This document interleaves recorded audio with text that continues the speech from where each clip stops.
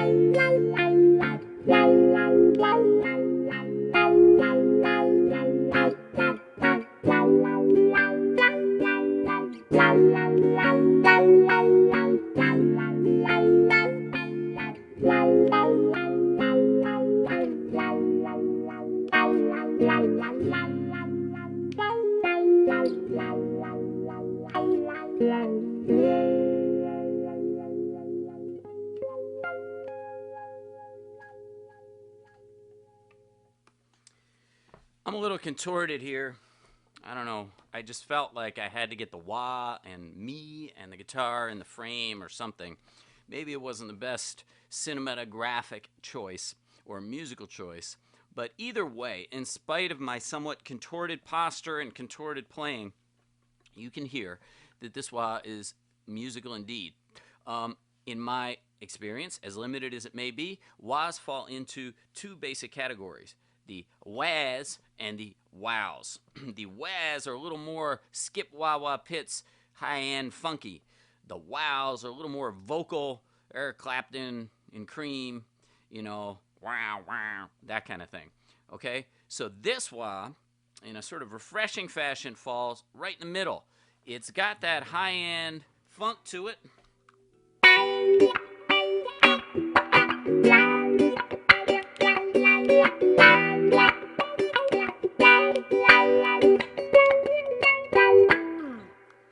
But it's also got that kind of mid-range sort of vocal quality to it.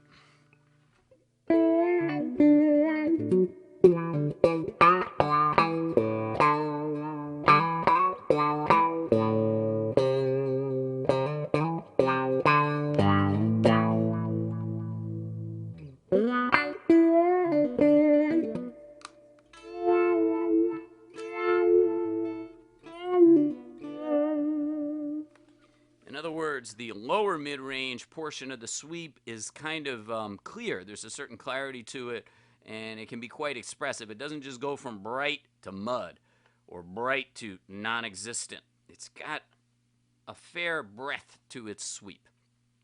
So what that means is that you can funk with the wah and also get those expressive, sort of more rockish lead lines happening with this wah. And as if that weren't enough, they put a switch on this wah, which is just a simple little toggle switch right under the treadle. It's now in the forward position, which shifts the range a little bit towards the high end. When you move it back, it very subtly shifts the range a little bit lower, just smoothing out the top end, rolling it off a little bit earlier. So here it is toward the rear, shifted down a little.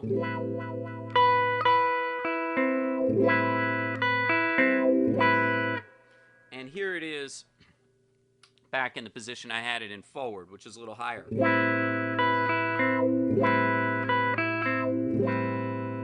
It's a very subtle difference.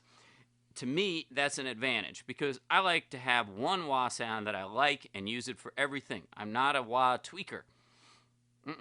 I don't like a lot of knobs and switches on my wah. I just want wah, old school wah. But this switch is just enough versatility because what it allows you to do is dial the wah in for a particularly bright rig by flipping that switch back, just taking a little bit of the high end off of the range and adding a little bit at the other end. And you still have the basic RMC4 voicing. You haven't really changed your wah sound. You've just adjusted its range a tiny bit. Very subtle, very useful. Now you can really go full toe forward and bang away on your high strings without, taking people's heads off with excessive treble. Finally, this wah also plays well with fuzzes, which is always a very good thing and something that's not always that common. I have one of my favorite fuzzes right here. It's the Manx Lofton from Catlin Bred. It's a muff style fuzz. It is a particularly articulate fuzz, but like any muff style fuzz, it can be a little picky about the type of wah it works with. Often you'll put a wah into a heavy fuzz like this, and either you won't really hear the sweep at all, your wah won't be doing much, or you'll have strange artifacts. And much as I like strange artifacts, don't always want them with my wah and my fuzz. So here we can hear the Manx Lofton. I still don't know if I'm pronouncing that correctly, with the RMC4.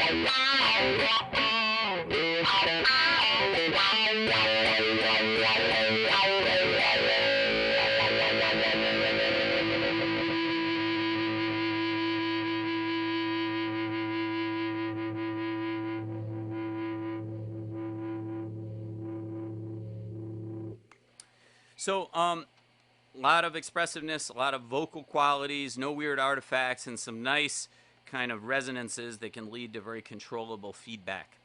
What else can you say about this wah? If you're looking for a wah that has a classic vintage wah sound, but a little bit more versatility and a little bit more forgiving technology, I'm not saying the right thing. What I'm trying to say is it's old school, but it works with a lot of different types of rigs and a lot of different types of distortion devices.